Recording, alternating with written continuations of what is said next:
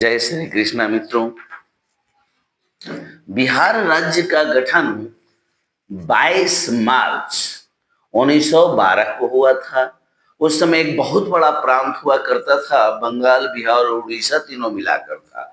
तो बिहार को 22 मार्च 1912 को अलग कर दिया गया था। और ऐसा इसलिए किया गया था क्योंकि प्रशासनिक सुविधा में थोड़ी कठिनाई होती थी और बहुत बड़ा राज्य था, इसलिए सही ढंग से व्यवस्था नहीं सुचारू हो पाती थी। तो बिहार को अलग किया गया और बिहार एक बड़ा ही सुंदर और मनोरम राज्य है। कभी यहाँ आकर के आप देखेंगे तब आपको पता चलेगा कि यहाँ की सुंदरता कितनी अच्छी है। धान से हरे भरे दूर दूर, चूंकि मैं एक बिहारी हूँ इसलिए मुझे तो यहाँ की सारी चीजें पता है।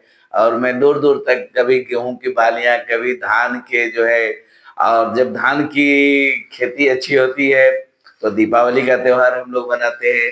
जब गेहूं की खेती अच्छी होती है तो होली की त्योहार मनाते हैं। और मुझे तो अपना बचपन याद है कि जब होली फागुन का महीना आता था तो राम बसंत पंचमी से ही हमारे गांव में गीत गाना लोग प्रारंभ कर देते थे और बिल्कुल एकदम खुशहाली छाई रहती थी। और बिल्कुल होली क्या, पूरा भर महीना चैत हमारे गांव में दुगोला होता था।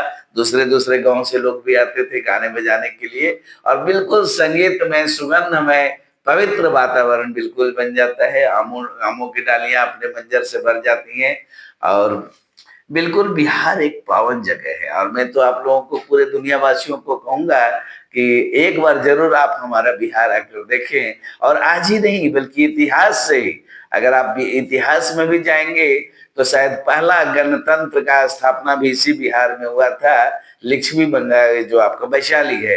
फिर पहला जो सबसे बड़ा जो राजतंत्र जो मगध का बना वो भी हमारे बिहार में ही था, जो पूरे संसार को दिशा और दशा को निर्धारित किया। तो इतिहास से लेकर के वर्तमान तक हमारा बिहार गौरवान्वित है। महात्मा बुद्ध ने भी इसी धरती को गौरवान्वित किया। उन्हें भी ज्ञान की प्राप्ति हमारे ही गया में हुई थी।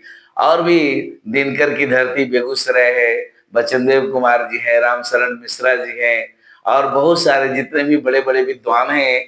डॉक्टर राजेंद्र प्रसाद, जब हमारा देश आजाद हुआ तो सबसे पहले राष्ट्रपति हमारे ही राज्य बिहार को देने का गौरव प्राप्त हुआ है। तो इस तरह से हमारा राज्य दिन रात फल फूल रहा है, विकास की ओर अग्रसर हो रहा है। और इधर पिछले हाल के वर्षों में जब से नीतीश कुमार जी बिहार के मुख्यमंत्री बने हैं तब से तो हमारे राज्य का विकास और तेजी से हो रहा है। और मैं समझता हूँ कि हमारा देश के अग्रणी होने में, हमारे देश को डेवलप होने में बिहार का भी एक बहुत बड़ा योगदान हो।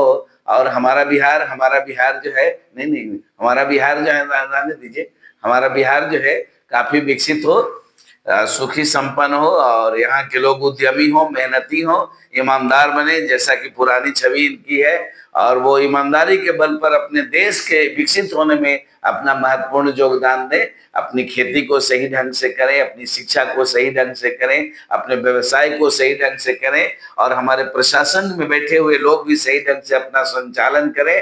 तभी हमारा बिहार जो है, जिस नाम से ये जाना जाता है, वास्तव में मिनहास ए सिराज नामक व्यक्ति ने इस बिहार शब्द को दिया था।